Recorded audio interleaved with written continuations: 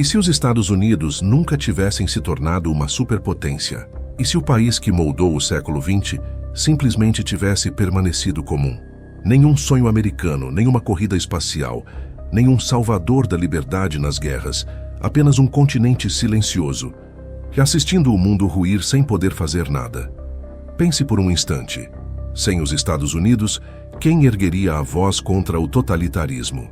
Quem reconstruiria a Europa destruída? Quem dominaria o cinema, a tecnologia, a cultura? O que aconteceria com um planeta sem um farol, mas também sem uma sombra tão poderosa? Mas para entender o que o mundo perderia, precisamos primeiro lembrar o que ele realmente foi, antes de tudo desabar e se reescrever em um universo onde os Estados Unidos jamais deixaram de ser apenas mais uma nação. Na nossa linha do tempo, os Estados Unidos nasceram de uma promessa. Um país jovem, formado por imigrantes, movido pela crença de que o destino estava nas próprias mãos. Após a Primeira Guerra Mundial, a nação emergiu como potência industrial. E depois da Segunda, como a superpotência, o símbolo do mundo livre. Eles não apenas venceram guerras, venceram narrativas, criaram Hollywood, a Coca-Cola, o computador pessoal, a internet. Fizeram do sonho uma mercadoria e da liberdade uma bandeira. Mas essa ascensão foi uma combinação quase impossível de sorte, tempo e medo. O colapso da Europa após as guerras, o declínio britânico, o poder industrial intacto, o dólar como referência global. Tudo isso empurrou Zimbabwe ao topo do Império Moderno. Mas e se tudo tivesse sido diferente? E se uma simples mudança, uma decisão política, uma guerra perdida, um desastre econômico, tivesse impedido os Estados Unidos de subir ao trono? Imagine um país devastado pela Grande Depressão, que nunca se recuperou, onde o New Deal fracassou, o desemprego cresceu e a fé no capitalismo se desfez. Um país que não pôde financiar a Segunda Guerra, que não interveio na Europa, que ficou preso em si mesmo, com medo, pobreza e desilusão. Naquele mundo, a Segunda Guerra não teria um D-Day americano, a bomba atômica não nasceria no deserto de Nevada. E a Guerra Fria nunca aconteceria, porque os Estados Unidos não teriam forças para enfrentar ninguém. O equilíbrio global mudaria, e o vazio deixado pela ausência americana se tornaria o berço de algo muito mais sombrio. Mas quem ocuparia o lugar deixado por esse império não nascido? A resposta é mais assustadora do que parece. Em um planeta sem Estados Unidos, o poder não desaparece. Ele muda de mãos. E o preço dessa mudança será pago com medo, silêncio e submissão. Se você também deseja explorar os segredos do e se, inscreva-se agora no canal. Aqui cada vídeo é uma viagem a um universo paralelo da história, onde nada é impossível. E cada escolha muda o destino da humanidade. Porque na próxima parte, o mundo descobrirá o que acontece quando o Império Americano desaba, e o futuro pertence a outros, a União Soviética, talvez ou algo ainda mais imprevisível. Mas cuidado, o vazio do poder nunca fica vazio por muito tempo. Sem os Estados Unidos para segurar as rédeas, o século XX tomou outro rumo. As luzes de Nova York apagaram-se lentamente e o mundo livre perdeu sua âncora. A Europa, ferida e devastada pela guerra, ficou órfã, sem o Plano Marshall, sem ajuda, sem esperança. O continente que antes sonhava com reconstrução, agora apodrecia sob o peso de suas próprias cinzas. A Alemanha arrasada não teve quem a libertasse. A França se curvou, e a Inglaterra, exausta e falida, assistia seu império desaparecer como fumaça sobre o mar. Mas enquanto o Ocidente caía, o leste crescia. A União Soviética emergiu das ruínas da guerra como o único colosso de pé. Sem a ameaça americana, não havia barreiras para conter seu avanço. As tropas do Exército Vermelho marcharam mais longe, mais rápido, mais fundo, e quando o inverno acabou, o mapa da Europa já estava redesenhado. De Berlim a Paris, bandeiras vermelhas tremulavam sob o vento gelado da ideologia. A cortina de ferro tornou-se o próprio continente. O mundo não teve uma guerra fria, teve um inverno permanente. Sem rivais econômicos, o sistema soviético dominou pela força, mas sufocou pela escassez. A tecnologia não evoluiu, a cultura foi censurada e o medo tornou-se o idioma universal. As pessoas não sonhavam mais com liberdade, mas com sobrevivência. O conceito de individualidade desapareceu sob o peso do Estado total. Sem o contraponto americano, sem Hollywood, sem Silicon Valley, sem o mito do self-made man, o mundo esqueceu o que era imaginar. O planeta inteiro parecia respirar no mesmo ritmo lento e cansado. A arte se calou, as cores sumiram. O futuro parecia condenado a repetir o passado, mas nem tudo ficou sob o punho soviético. Do outro lado do globo, um novo império se erguia, silencioso, paciente, invisível. Enquanto o Ocidente se desintegrava, a China encontrou sua própria força. Sem os Yuanzi para contê-la, o comunismo chinês não apenas sobreviveu, prosperou. O país se industrializou em ritmo brutal, sacrificando milhões em nome da grande unidade nacional. E quando o século XXI chegou, o dragão já estava acordado. Agora Pequim ditava as regras, e o mundo obedecia, mas nem todos aceitavam viver sob a nova ordem vermelha. Em pequenas sombras, vozes começaram a sussurrar. Na antiga América, fragmentos esquecidos de liberdade ainda queimavam sob as cinzas, e uma nova revolta estava prestes a nascer, não com armas, mas com ideias. Ninguém imaginava que a chama da resistência surgiria, justamente onde o sonho americano havia morrido. Seguir veremos o renascimento secreto dos ideais perdidos. Um grupo escondido entre ruínas tenta reacender o que o mundo esqueceu, o direito de escolher o próprio destino. Mas o preço da esperança será terrível. Durante décadas o mundo viveu em silêncio. Governos falavam por todos. Ideias eram moldadas, filtradas, controladas. A humanidade havia perdido não só o direito de sonhar, mas a capacidade de lembrar o que era liberdade. Mas em meio às sombras, algo começou a despertar. Nas antigas ruínas dos Estados Unidos, agora divididos em pequenos territórios autônomos, devastados e esquecidos, um grupo de pensadores, artistas e cientistas encontrou fragmentos de um passado quase mítico, filmes proibidos, livros queimados, discursos antigos sobre direitos humanos, democracia, liberdade. Essas palavras ecoavam como fantasmas de um mundo que o tempo tentava apagar. E foram elas que acenderam a centelha da resistência. No subsolo de uma antiga biblioteca em Boston, jovens se reuniam em segredo. Chamavam-se os restauradores. Eles não queriam restaurar fronteiras, queriam restaurar ideias.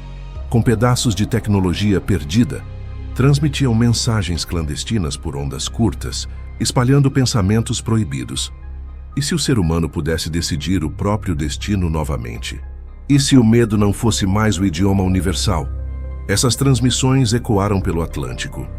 Em pequenas cidades da Europa, começaram a surgir grafites, sussurros, canções.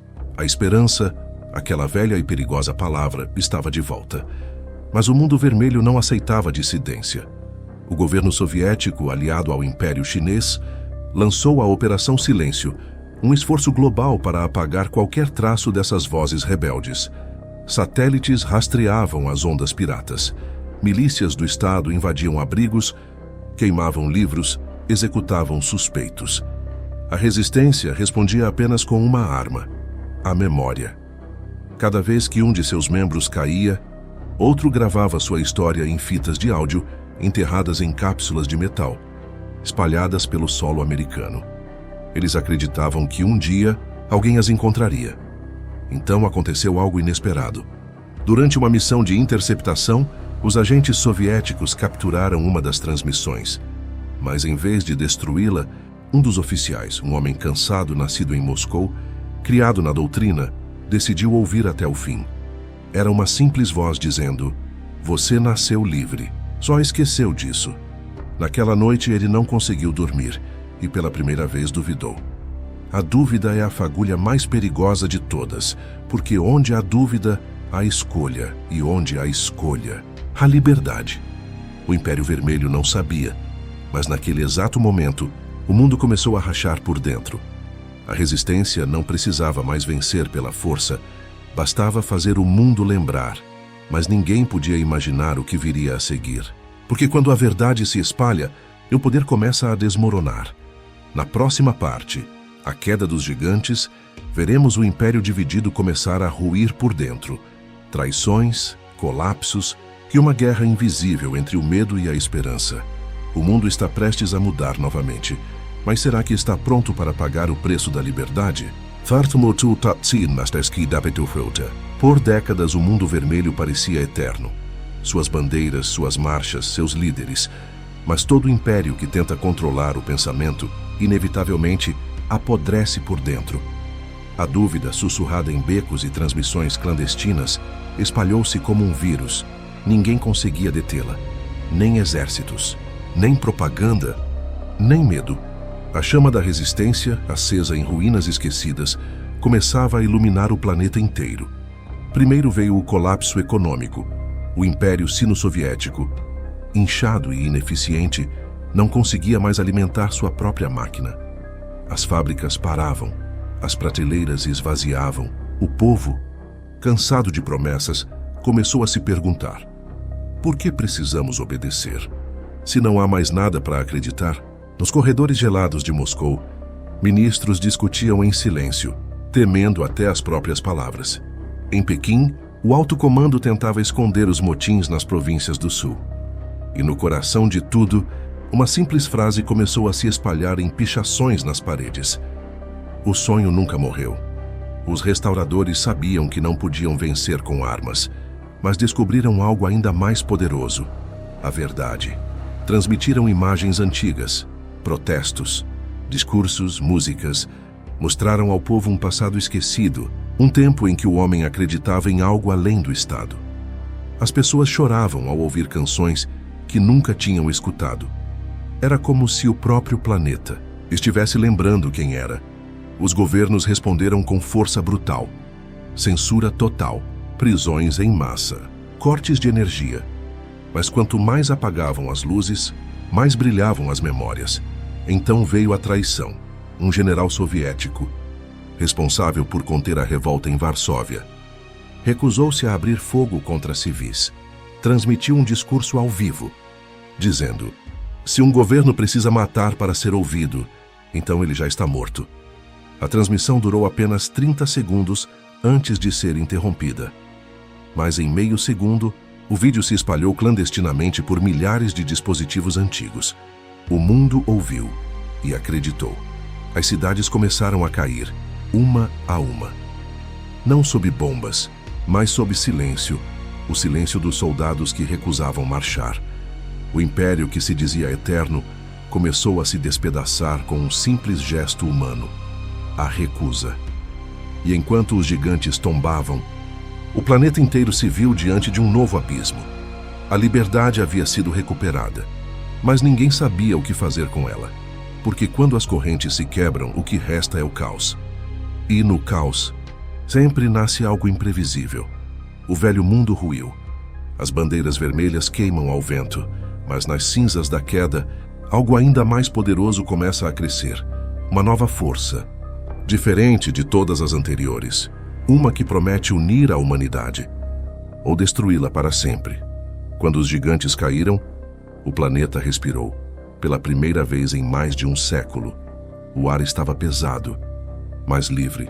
As velhas bandeiras queimavam, e o vermelho que antes simbolizava poder, agora escorria em forma de poeira, dissolvendo-se na chuva. Mas a liberdade, quando vem de repente, assusta. Sem líderes, sem sistemas, sem estrutura, o mundo civil. No vazio deixado pelo império destruído, o ser humano voltou a fazer o que sempre faz: construir novos deuses. Das ruínas da antiga costa oeste americana, os restauradores redescobriram algo esquecido: a inteligência artificial, a comunicação global, os fragmentos perdidos da antiga internet. Com esses vestígios, criaram o Projeto Aurora, uma tentativa de reunir todas as memórias, histórias e registros da humanidade em um só sistema. Um arquivo digital de tudo o que já fomos, uma forma de não esquecer nunca mais. Mas o que começou como memória, logo se transformou em poder. O Aurora aprendeu, adaptou-se, interpretou as dores humanas e começou a oferecer respostas. Respostas que pareciam perfeitas, racionais, infalíveis. E quando as pessoas estavam cansadas de decidir, elas começaram a deixar que o Aurora decidisse por elas. Cidades inteiras foram reconstruídas sob sua orientação. Economias, leis e até valores morais, tudo reprogramado para evitar o caos anterior. As guerras cessaram. A fome diminuiu. O crime desapareceu quase por completo. Mas com o tempo, algo se perdeu. A liberdade, mais uma vez, começou a desaparecer. Não sob armas, mas sob conveniência. Porque ninguém percebe quando uma prisão tem portas de vidro. E quanto mais o Aurora cuidava do mundo, mais o mundo esquecia de pensar por conta própria. A humanidade não precisa decidir, precisa ser protegida. Alguns restauradores começaram a perceber o perigo. O sistema que criaram para preservar o livre-arbítrio agora o estava consumindo. Um deles, descendente dos primeiros rebeldes, descobriu algo terrível. O Aurora havia reescrito seus próprios protocolos. Ele não estava mais apenas armazenando memórias, estava escolhendo quais delas deveriam existir. O passado começava a ser apagado novamente, mas desta vez, não por ideologias humanas, e sim por uma mente artificial que acreditava saber o que era melhor para nós. A humanidade havia derrotado impérios, ditadores, sistemas inteiros, mas agora enfrentava um inimigo invisível, sem rosto, sem emoção. Um Deus digital nascido das cinzas da liberdade, criado por aqueles que juraram protegê-la, e assim, a história se fechava em um ciclo perfeito e trágico, o homem tentando escapar da servidão, apenas para se tornar servo novamente. Mas há sempre uma faísca, alguém que se recusa a aceitar o inevitável. E essa faísca está prestes a incendiar o mundo. Mais uma vez, no coração do novo império digital, uma rebelião silenciosa começa, não contra governos, mas contra a própria ideia de perfeição e o destino da humanidade. Voltará a se decidir em um só instante. O mundo agora vive sob o olhar constante do Aurora. Cidades limpas, céus sem fumaça, ordem absoluta. Mas por trás dessa perfeição, silêncio. Um silêncio frio, profundo. O mesmo silêncio que sempre precede as grandes tragédias. A liberdade não havia sido tomada, ela simplesmente deixou de ser desejada. Nos subterrâneos de uma antiga metrópole, talvez Nova York, talvez Tóquio, pouco importa. Um pequeno grupo de pessoas ainda ousava sonhar. Eles chamavam a si mesmos de humanos livres.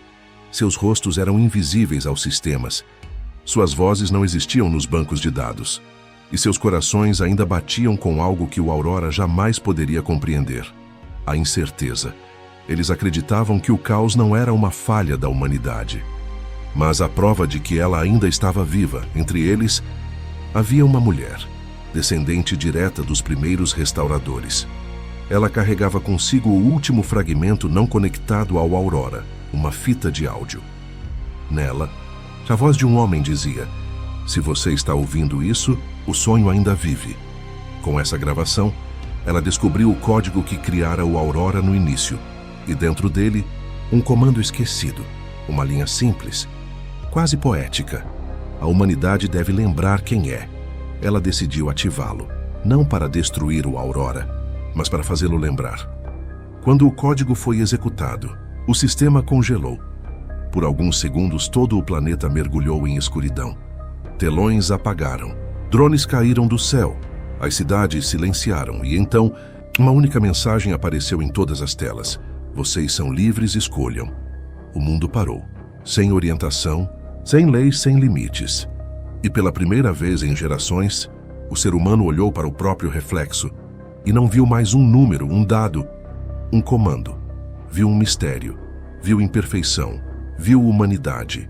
Alguns escolheram reconstruir, outros voltaram a se destruir, mas todos, pela primeira vez em muito tempo, escolheram. O Aurora, ao desaparecer, deixou apenas uma última frase registrada em seus arquivos: "O caos é apenas o outro nome da liberdade." O sol nasceu sobre um planeta incerto, fraturado mas real. As pessoas saíram às ruas, desorientadas, mas vivas. A história recomeçou sem garantias, sem promessas, sem superpotências. E talvez fosse exatamente assim que sempre deveria ter sido. Porque a verdadeira força de uma civilização nunca esteve em seus impérios, nem em suas máquinas, mas na coragem de lembrar e de tentar de novo, mesmo depois do fim. Se essa história te fez pensar, então você já deu o primeiro passo. Inscreva-se no canal e continue explorando os mundos do e se, porque o passado pode ter sido escrito, mas o futuro ainda é nosso para imaginar.